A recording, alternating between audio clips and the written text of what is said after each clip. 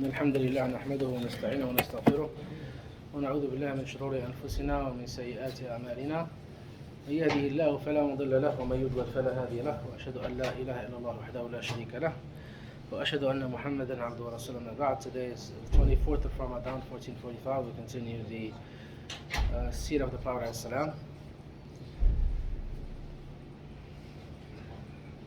So we saw yesterday that finally the covenant of oppression and the embargo that was placed on the Prophet ﷺ and Banu Hashim and Banu Abdul Muttalib was broken, and then the Prophet ﷺ left the confinement.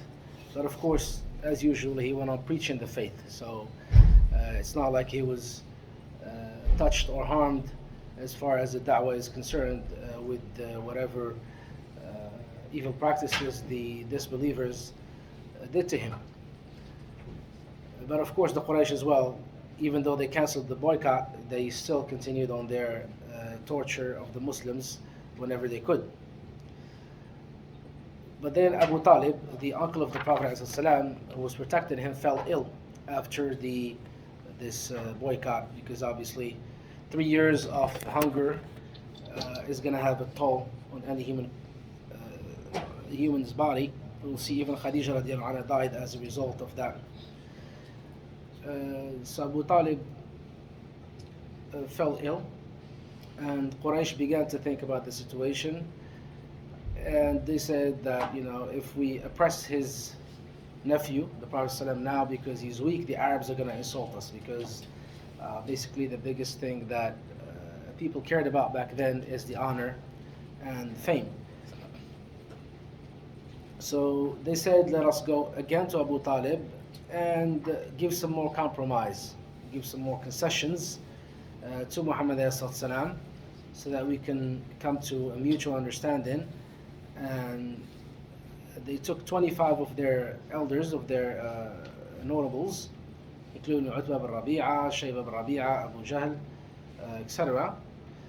And so they changed their method from oppression to give and take. So basically they told Abu Talib, they gave him a proposal. They said, how about we would refrain, we the Quraysh would refrain from intervening in the religion of the Prophet ﷺ and stop persecuting the Muslims, and he would do the same. So him too, he should not speak ill about religion, he should not speak ill about forefathers and about our statues. So Abu Talib summoned the Prophet ﷺ and informed him of what transpired with the meeting with the Quraysh. And then he asked him, well, my nephew, here are the nobles among your people. They have proposed this meeting to submit a policy of mutual concessions and peaceful coexistence. So every time we talk about the Sira, like this happened 1400 some odd years ago, it's now 1445, so 13 years before that, the message is 1458 years old now. So even though this happened hundreds of years ago, the same pattern gets repeated nowadays by the disbelievers when they talk to the Muslims. Let's talk about coexistence. So for example, what they did is they're saying that since the Muslims believe in the Prophet ﷺ, who is a descendant of Ibrahim alayhi, and the Jews believe in the prophets that are descendants of Ibrahim alayhi, and so are the Christians, because Isa alayhi was from among the children of Israel. He was a Jew by blood, but of course he was a Muslim by creed and by religion. So now they came up with this concession and this idea of coexistence between the three religions in the form of a disbelief called the Abrahamic religion, Ad-Din al-Ibrahimi, Abrahamic religion. So meaning, in this new religion, which actually Ibn Zayd, may Allah curse him and destroy him, the shaitan of the Arabs, is leading, they are calling to this new religion instead of Islam. So he's an apostate because he's calling to this religion, he's not calling to Islam, he's no longer a Muslim. This religion, basically, we Muslims admit that Isa alayhi salam is the son of God, or he is God, based on which Christian sect you're talking about. We also need to admit that Ezra, is the son of God, as the Jews believe. And they would admit that Muhammad sallam is a messenger, and then it would coexist. But of course, what this is disbelief, right? Because as Muslims, if you say that Isa alayhi salam is God or the son of God, this is apostasy, right? But this is what the devils are doing. The devils among mankind are doing today, and this is the same thing they did with the Prophet ﷺ. Let's come and coexist, these beautiful logos and beautiful words, peace, coexistence, but it's nothing but the same plot that Shaitan did to our forefather Adam alayhi salam. We always have to go back to the origin of this whole matter as to why we are on this earth. When Allah subhanahu wa ta'ala told Adam alayhi salam and his wife to eat from wherever they wanted to eat in Jannah except from one single tree. The Christians say it's an apple tree, but in Islam we don't really care what kind of tree, because the matter is not what kind of tree, the matter is the disobedience and obedience, right?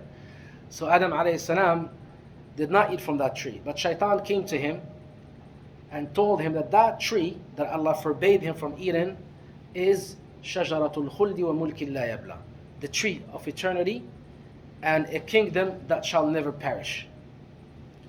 So of course Adam alayhi salam did not obey Shaitan from the get-go. But Shaitan is persistent. وَقَاسَمَهُمَا إِنِّي لَكُمَا لَمِنَ النَّاصِحِينَ. He kept on going on and on with Adam alayhi salam and swearing to him that he's telling him the truth. So Adam alayhi salam, out of honor for Allah subhanahu wa ta'ala, because Shaitan swore with the name of Allah, then he believed him and he ate from the tree. But of course Eve, Hawa, was the first one that ate from the tree, because women, they are more easily duped by Shaitan.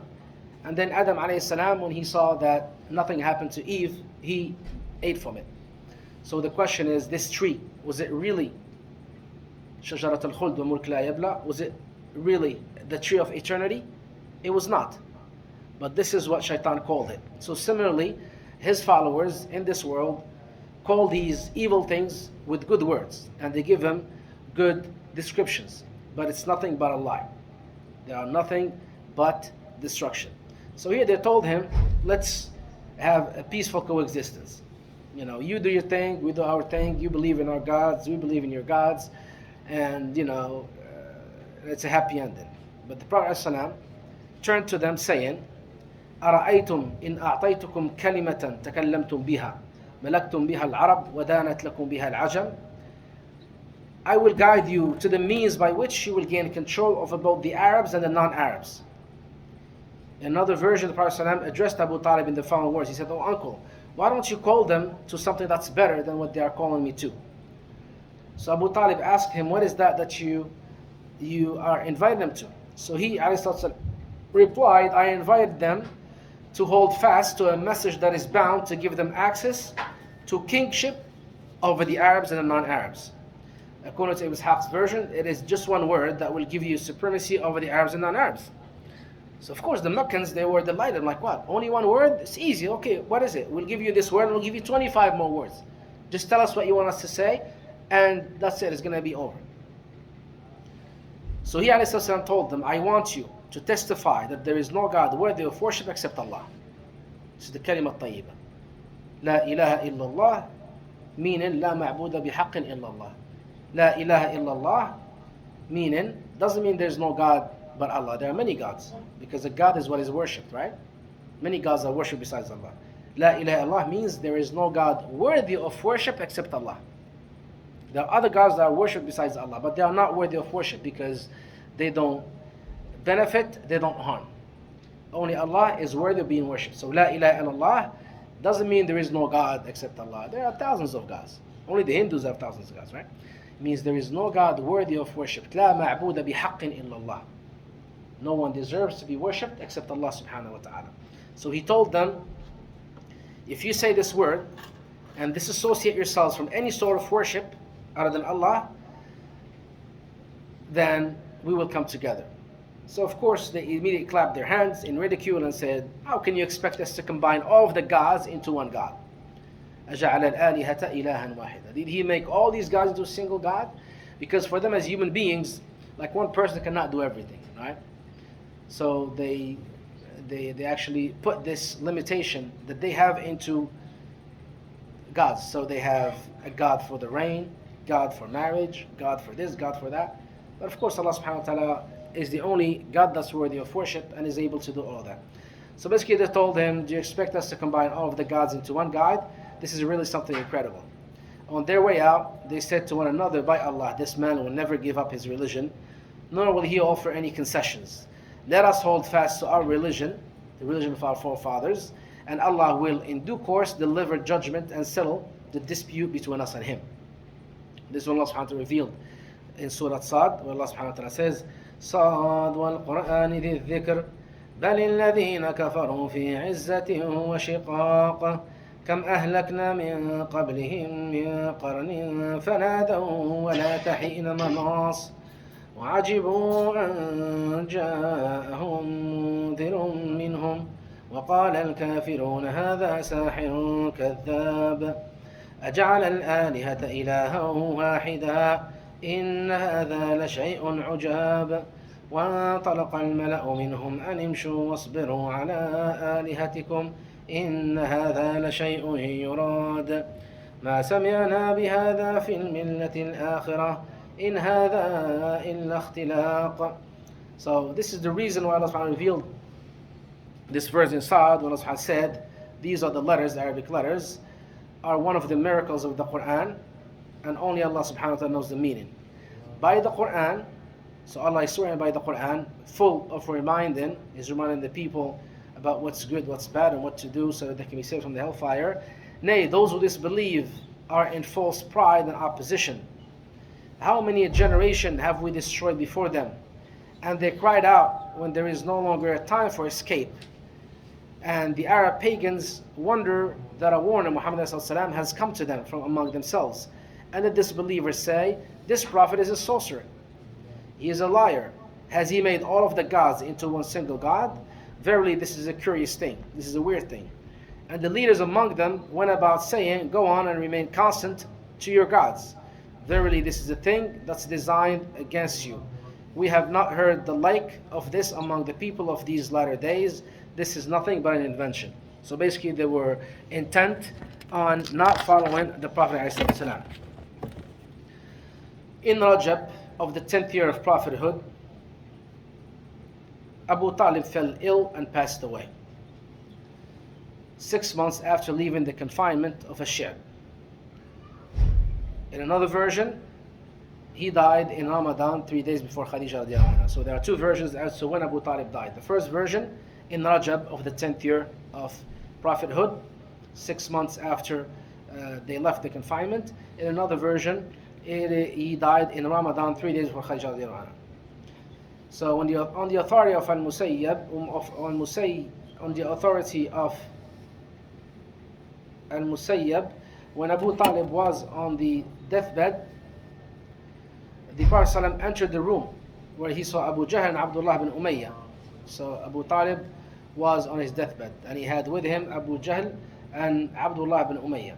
So he ﷺ told his uncle, Ay Am, قل لا إله إلا الله كلمة أحاج لك بها عند الله. Oh my uncle, just make a single profession that there is no true God worthy of worship except Allah, and I will bear testimony before Allah of you being a believer. In other words, you have to utter the Shahada, because he helped him so much. However, he did not profess the Shahada. That's not going to help him. Abu Jahl and Abdullah bin Abu Umayyah talked to Abu Talib, telling him, Abu Talib, are you going to abandon the religion of Abdul Muttalib, your father? Allah's Messenger ﷺ continued to request his uncle to become a Muslim. But then at the same time, Abu Jahl and Abdullah bin Umayyah were telling him to remain on the religion of his forefathers, until he died while making a decision that he's going to remain on the religion of Abdul Muttalib, his father. So he died as a polytheist. So he ﷺ said, لَأَسْتَغْفِرَنَّ لَكَ مَا لَمْ أُنْهَ عَنْكَ. By Allah, I will persistently beg pardon, ask forgiveness for you until I am forbidden to do so by Allah subhanahu wa ta'ala. So at the time, Allah subhanahu wa ta'ala did not forbid the Muslims yet from seeking forgiveness for the mushriks. But then Allah subhanahu wa ta'ala revealed in Surah At-Tawbah the ayah where Allah subhanahu wa ta'ala forbade the believers from seeking forgiveness for the mushriks Allah subhanahu wa ta'ala says, ما كان للنبي والذين آمنوا أن يستغفروا للمشركين ولو كانوا أولي قربى من بعد ما تبين لهم أنهم أصحاب الجحيم. It's not proper for the Prophet ﷺ and those who believe to ask Allah's forgiveness for the mushriks, the polytheists, even though they may be related to them by ties of kinship, after it has become clear to them that they are the dwellers of the fire. Why are the dwellers of the fire? Because they died in a state of disbelief.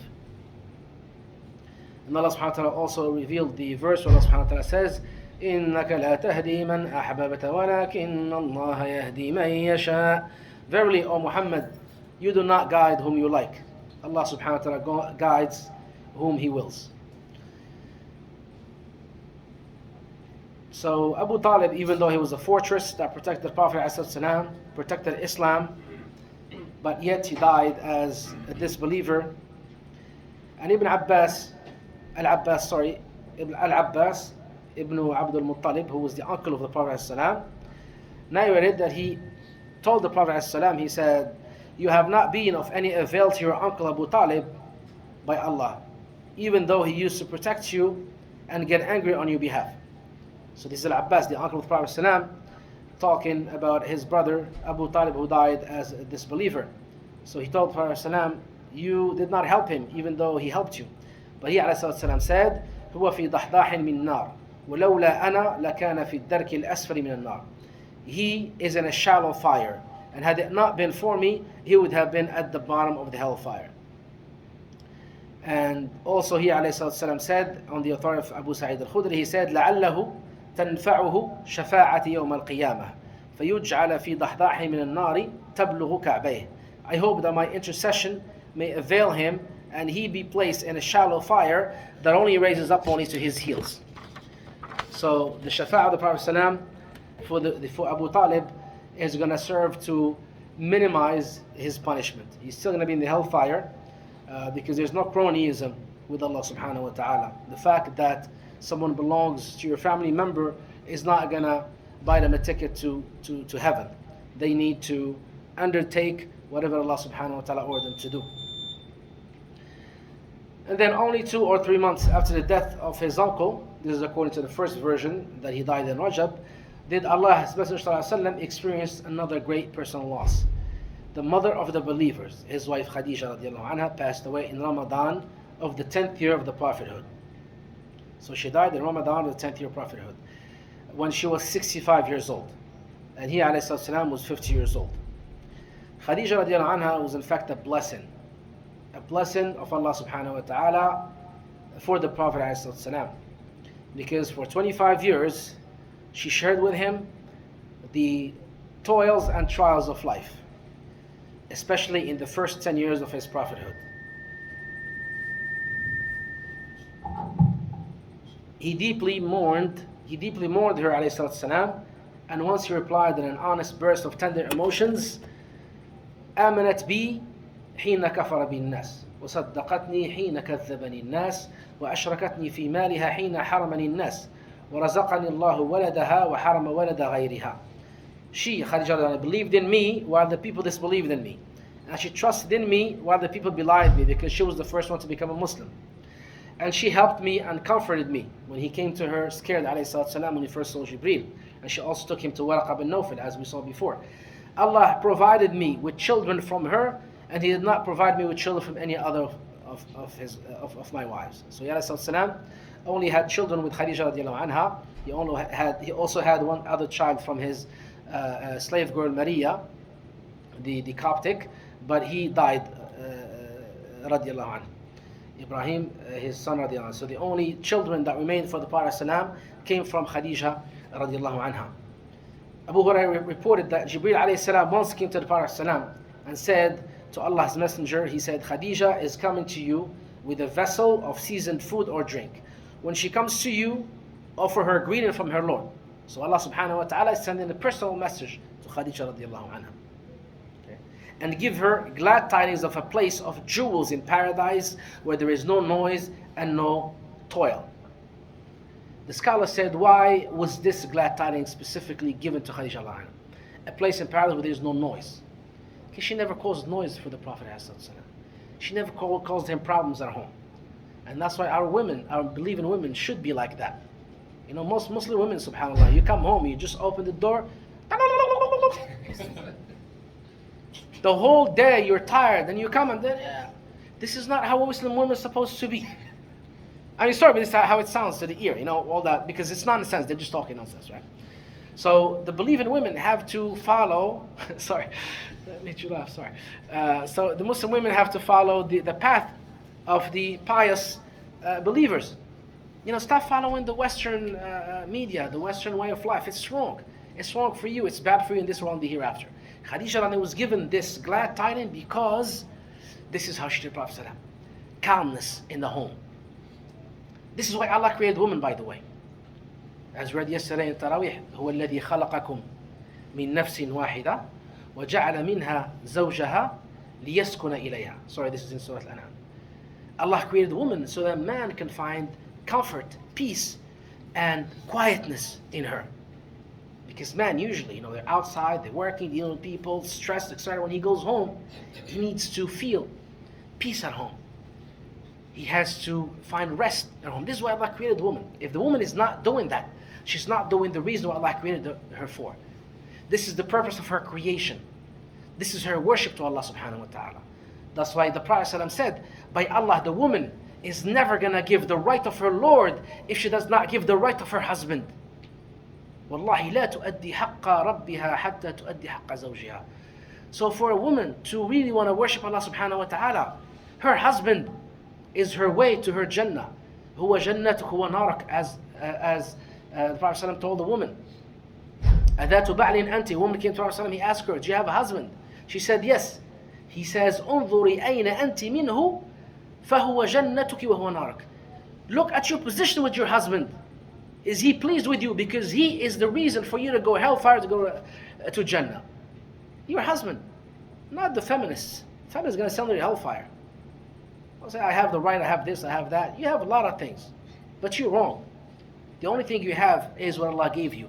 And if you do that, you will be happy in your life. Because this is what Allah created you for. This is the purpose of creation. Let's say your husband is bad. Me as a woman, I'm going to get close to Allah subhanahu wa ta'ala by not countering his bad behavior with bad behavior. Because his bad behavior is not going to be unpunished by Allah subhanahu wa ta'ala. But your bad behavior is also not going to be unpunished by Allah subhanahu wa ta'ala. So retaliation, you don't have the right to retaliate. The same way children don't have the right to retaliate against their parents, the wife does not have the right to retaliate against her husband. وَلَا يَجْرِمَنَّكُمْ شَنَآنُ قَوْمٍ عَلَىٰ أَنْ لَا تَعْدِلُوا. Do not let the hatred of some people let you do the thing that's not correct. Allah ordered you to obey your husband. If he disobeys Allah, it doesn't give you the right for you to disobey Allah. So you be kind to him, and Allah subhanahu wa ta'ala is going to reward you in this world and the hereafter. And a small story that we heard from, I think it was Sheikh Shanqiti rahimahullah, a story about a father that married his daughter to someone, and then that person was very bad. It was very bad to the daughter. It was like mistreating her and stuff. So this father basically had a position in his society and everything, and he did not like the fact that his daughter was undergoing this treatment.